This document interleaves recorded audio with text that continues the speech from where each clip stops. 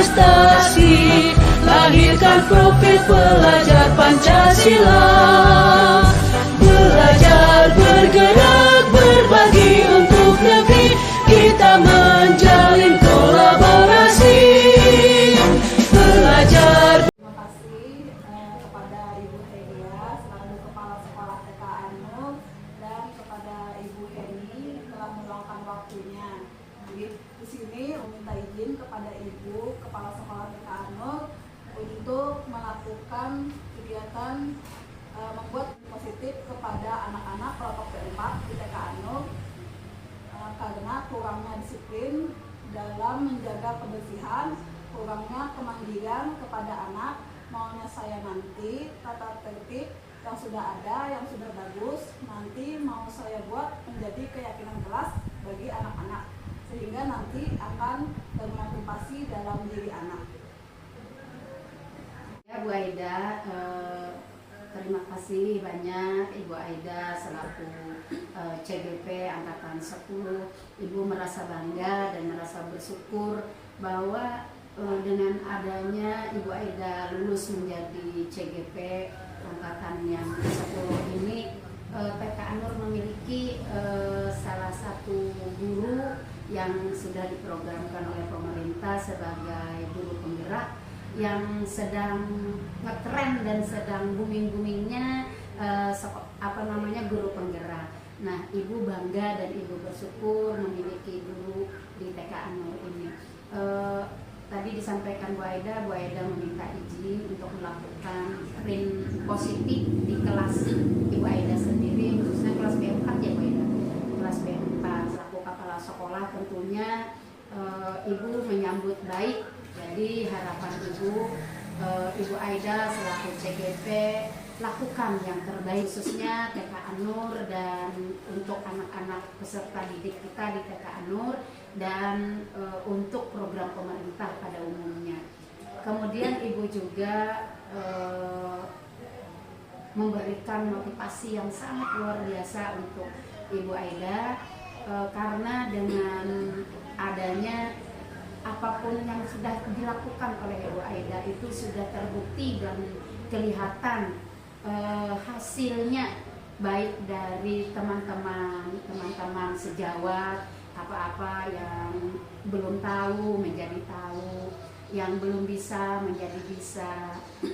Kemudian untuk peserta didik kita itu sangat kelihatan sekali hasilnya. Ibu yakin Ibu Aida adalah seseorang guru yang sudah mempunyai kualitas dan kompetensi yang sangat baik sekali selama Ibu menjadi kepala sekolah, baik sudah mensupervisi dan merefleksi. Sekali lagi Bu, saya juga ingin menyampaikan kepada rekan-rekan sejawat saya untuk mengimplementasikan budaya positif untuk kelasnya masing-masing.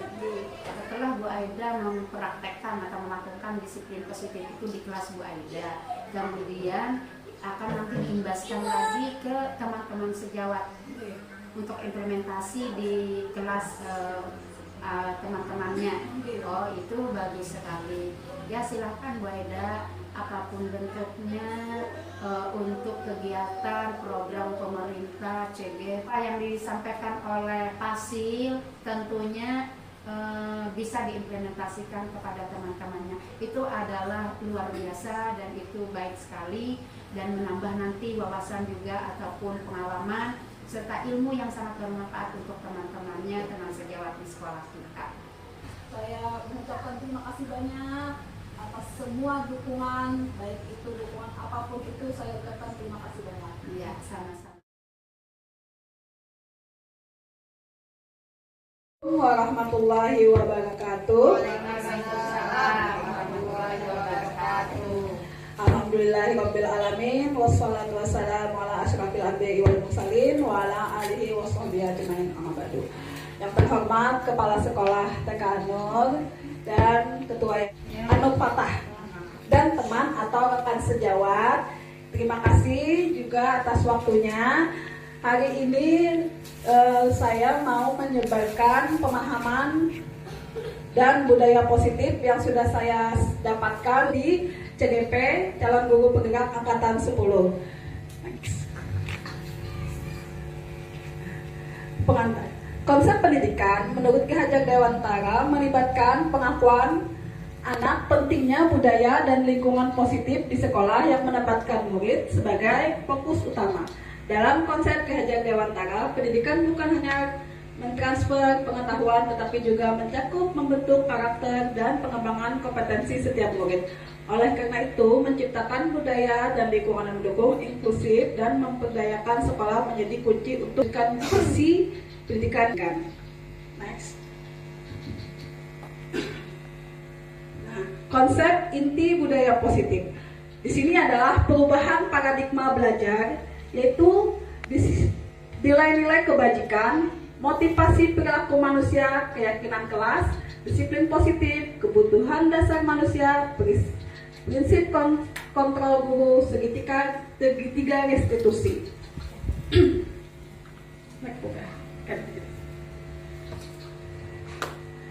Nah, jadi pembelajaran dengan paradigma baru di sini maksudnya adalah yaitu profil pelajar Pancasila, yaitu di situ ada beriman dan bertakwa kepada Tuhan Yang Maha Esa, mandiri, bernalar kritis, kreatif, bergotong royong, dan berkebinekaan global. Jadi di sini kita menerapkan pembelajaran yang memang berpusat pada anak, yang berfokus kepada profil pelajar Pancasila. Itu yang diharapkan oleh pemerintah.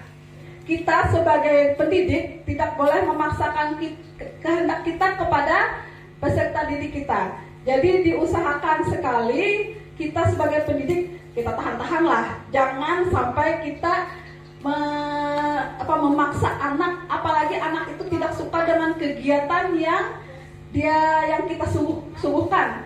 Nah, kalau dia tidak suka, kita bertanya kepada anak apa yang diinginkan anak. Nilai-nilai yang disepakati bersama lepas dari suku, bangsa, agama, dan bahasa maupun latar belakang. Contoh nilai-nilai kebajikan, inti atau organisasi. Nah, di sini kan tadi profil pelajar Pancasila. Kemudian ada primary yes, program PYEP, toleransi, rasa hormat, integritas, mandiri, menghargai, antusias, empati, mengetahui kreativitas, kerjasama, percaya diri, dan komitmen. Nah, keterampilan hidup. Nah, ini anak ibu skill. Jadi skillnya pun harus dibentuk mulai sejak dini. Nah, dapat dipercaya, lurus hati, pendengar yang aktif, tidak merendahkan orang lain, dan memberikan teladan yang baik. Nah, kita pun sebagai guru harus memberikan teladan atau contoh kepada peserta didik kita. Jadi kita ini pastilah kita sebagai pendidik itu ditiru oleh anak murid kita. Nah, misalnya adab kita, perilaku kita, anak murid kita pun bisa bercerita 5 kebutuhan dasar manusia. Nah, kita mempunyai 5 kebutuhan dasar manusia, yaitu bertahan hidup. Bertahan hidup itu makan, pakaian, tempat tinggal, keamanan. Kemudian kasih sayang dan rasa diterima. Rasa diterima, dipedulikan, berbagi, bekerja sama menjadi bagian dari kelompok. Kemudian penguasaan. Nah, harga diri, keinginan untuk dianggap, memimpin, berprestasi, diakui dan didengar. Kemudian kebebasan. Anak kita pun kita juga perlu kebebasan, yaitu mandiri, memiliki perilaku, mencoba hal baru, mampu mengendalikan arahan dirinya. Kesenangan. Nah, hukuman itu hukuman tidak terencana, tiba-tiba kita kalau hukuman itu kita kadang-kadang spontan. Nah, kita melakukan hukuman spontan. Murid tidak tahu apa yang akan terjadi atau dilibatkan. Terus lagi konsekuensi. Konsekuensi itu pun menguntungkan buat kita, bisa juga merugikan buat murid kita. Nah, restitusinya di sini yang didekatkan, kita harus mendekatkan restitusi kita kepada anak. Proses menciptakan kondisi bagi murid untuk memperbaiki kesalahan, proses kolaboratif mengajarkan murid untuk mencari solusi sendiri. Nah, di sini anak apabila dia melakukan kesalahan, anak itu diajarkan untuk memecahkan masalahnya itu sendiri. Nah, posisi kontrol guru yaitu menghukum, terus lagi membuat merasa bersalah, teman, memantau, dan manajer. Nah, teman-teman, ada yang tahukah kita ini di posisi mana yang baik? Teman. Ada lagi? Selain teman, silakan teman-teman. Pemantau. Terus? Dua ada lagi? Manajer, ya. Menghukum. Nah, ini menghukum. Hormat, ini contoh menghukum ya. Hormat bendera selama 1 jam, itu menghukum. Terus berapa kali bapak ibu memberi tahun kamu selalu mengecewakan ibu bapak. Nah, ini membuat anak merasa bersalah. Terus lagi teman. Nah, ini yang teman tadi, ayo dong. Nah, itu kan kita memelaskan cara kita, ya apa? Tolong dong, ayo dong. Ikut aturan, tolong bantu ibu, ayah, ya. Tidak apa-apa, lain kali jangan sampai berbuat lagi ya. Terus lagi kamu ini memantau. Kamu sudah melanggar peraturan, kau tahu konsekuensinya setelah upacara kamu beli atribut ke koperasi dan jangan diulangi. Ini pemantau, posisi pemantau. Nah, ini kita sebagai guru adalah posisi kita adalah manajer. Apakah kamu tahu kesalahanmu kira-kira? Bagaimana kamu memperbaikinya? Nah, sama kan berkesinambungan dengan segitiga institusi tadi. Next, apa bedanya antara keyakinan kelas dan peraturan kelas? Next, kelas. Nah, keyakinan kelas itu bersifat abstrak. Nah, fleksibel ya. Terus, artinya keyakinan kelas itu tidak terwujud dalam bentuk fisik, tetapi ada dalam bentuk gagasan. kalau kita sudah membuat keyakinan kelas, waktu anak itu waktu dia mau menambahkan lagi pun boleh saja dan mudah diingat. Nah, anak-anak apalagi anak PAUD ya, dia tidak usah panjang-panjang untuk membuat keyakinan kelas. Terus sesuai dengan kondisi kelas dan sekolah sehingga mudah diterapkan semua warga sekolah. Warga kelas dilibatkan saat membuat keyakinan kelas. Ya. Nah, ini di sini di segitiga restitusi menstabilkan identitas, validasi tindakan salah, dan menanyakan keyakinan kelas. Menstabilkan identitas. Nah, berbuat salah itu wajar. Tidak ada manusia yang sempurna. Ibu, bapak juga pernah melakukan. Ibu bapak tidak mau mencari siapa yang salah, tapi ibu bapak ingin mencari solusi dari permasalahan ini. Kamu berhak merasa begitu. Nah, jadi anak kita itu bila dia berbuat salah, kita jangan langsung menyalahkan anak kita. Menanyakan mengapa anak itu berbuat salah. Nah, di sini menstabilkan identitas itu bisa menggunakan kalimat-kalimat seperti ini. Tidak ada manusia yang sempurna. Betul. Kita saat menanyakan anak, misalnya anak berbuat salah, misal anak memukul teman, kita panggil teman atau kita ngomong sama teman anaknya. Lalu kita tanyakan mengapa di sini. Nah, mengapa? Ya, nah, mengapa kamu berbuat itu? Pasti kan ada alasannya ya. Terus lagi tidak ada manusia yang sempurna. Kita pun juga pernah berbuat salah. Nah, terus lagi jangan mencari kenapa jadi kayak itu. Nah, iya betul. Tidak boleh seperti itu. Nah, nih. Tapi kita di sini mencari solusi bersama anak-anak. Nah, validasi tindakan. Nah, ini kata-kata yang digunakan saat kita memvalidasi tindakan kepada anak kita. Kamu pasti punya alasan mengapa kamu melakukan hal itu. Kita tanyakan kepada anak, mengapa dia melakukan hal itu. Terus lagi, padahal kamu bisa melakukan yang lebih buruk daripada hal ini. Nah, sini keyakinan kelas. Kita ulun harapkan nanti teman-teman membuat keyakinan kelas di kelasnya masing-masing. Bilanya perlu bantuan, ulun bersedia membantu untuk membuat keyakinan kelas bersama anak-anak. Nanti bila kita sudah membuat keyakinan kelas bersama anak itu pun dia merasa ada sesuatu gitu. Aku kan kemarin sudah melakukan keyakinan kelas sama ibu guru sama teman-teman. Apalagi gambarnya dipajang. tadi kan disekolahkan di dalam kelas. Bu, Bu memukul. Masih ingat kita keyakinan kelas. Nah, akhirnya anak itu kembali lagi ke keyakinan kelas yang sudah dia sepakati bersama teman-teman dan ibu guru. Betul. Dalam penerapan program disiplin positif, hendaknya guru memiliki standar kepribadian, profesional, dan sosial yang baik, di mana guru mampu merefleksi dirinya dalam posisi kontrol saat ini. Jadi kita sebagai guru itu mengontrol diri kita. Di mana posisi kontrol kita? Apakah kita menstabilkan identitas tadi? Ada yang mau bertanya? Terima kasih Bu Aida atas pemaparan yang sangat bagus sekali. Saya tepuk tangan dulu ya. Saya cuma ingin bertanya satu mengenai posisi guru, peran guru tadi kan ada beberapa tuh, ada sebagai penghukum, ada sebagai teman dan sebagainya. Itu tuh kita memilih salah satu posisi sebagai apa, atau kita menerapkan semuanya tergantung situasi yang kita hadapi. Bagaimana? Apakah begitu? Terima kasih. Terima kasih yang sangat bagus sekali. Kita sebagai guru diharapkan sebagai manajer, di mana kita ini apakah kamu tahu kesalahanmu, kira-kira bagaimana kamu memperbaikinya. Jadi kita sebagai manajer tadi tidak menghukum, tidak membuat merasa anak bersalah sebagai teman atau pemantau, tapi kita sebagai manajer, di mana kita tegas tapi tidak menghukum. Nah, seperti itu. Oke. Ya, terima kasih. Boleh Bida, silakan bertanya. Tinggal lagi. Satu kali gigit ini. Sekali yang tadi Bu PA. Mana? Ya tadi. Yang Pak manajer tadi. Sebelahnya yang ini kayaknya. Yang dulu sabar.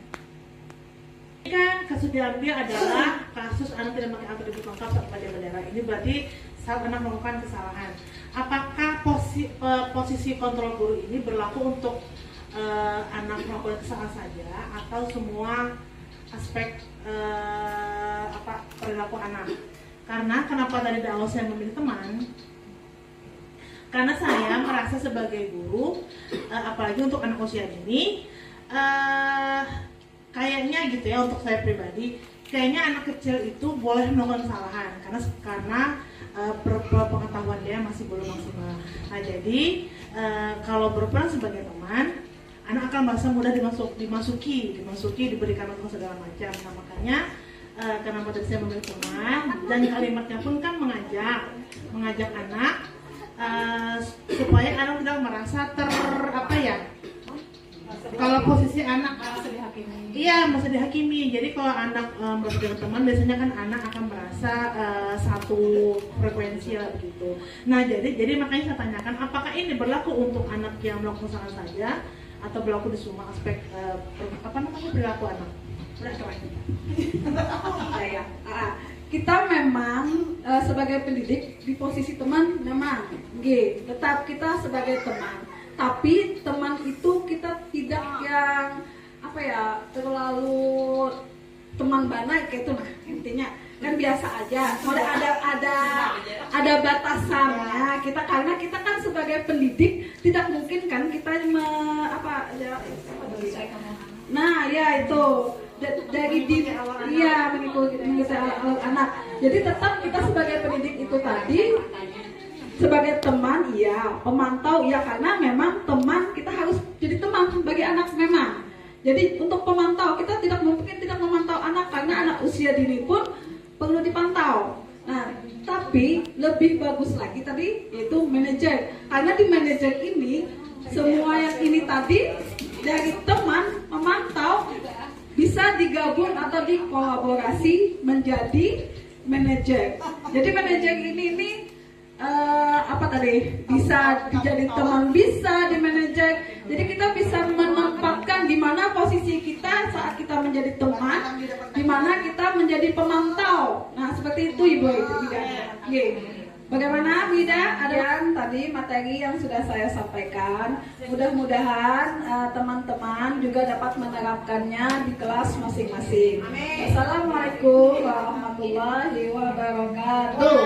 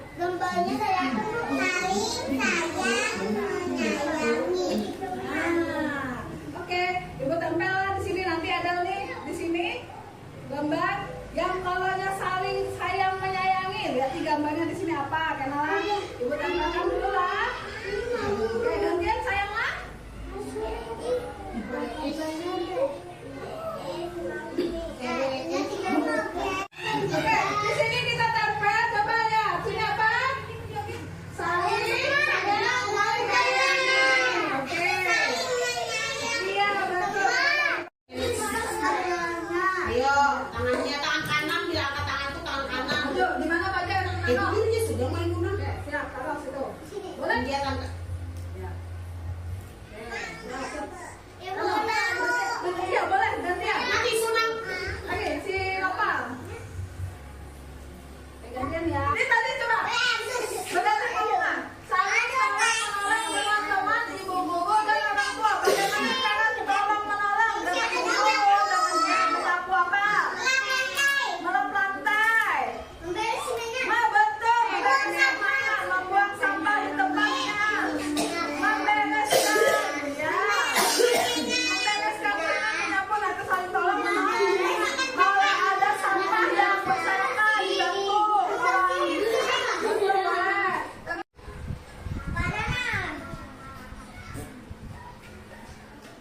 Inilah kesepakatan kita yang sudah kita buat bersama-sama. Terima kasih anak ibu sudah bekerja sama dalam membuat kesepakatan kelas. Oke. Senang hari ini membuat kesepakatan.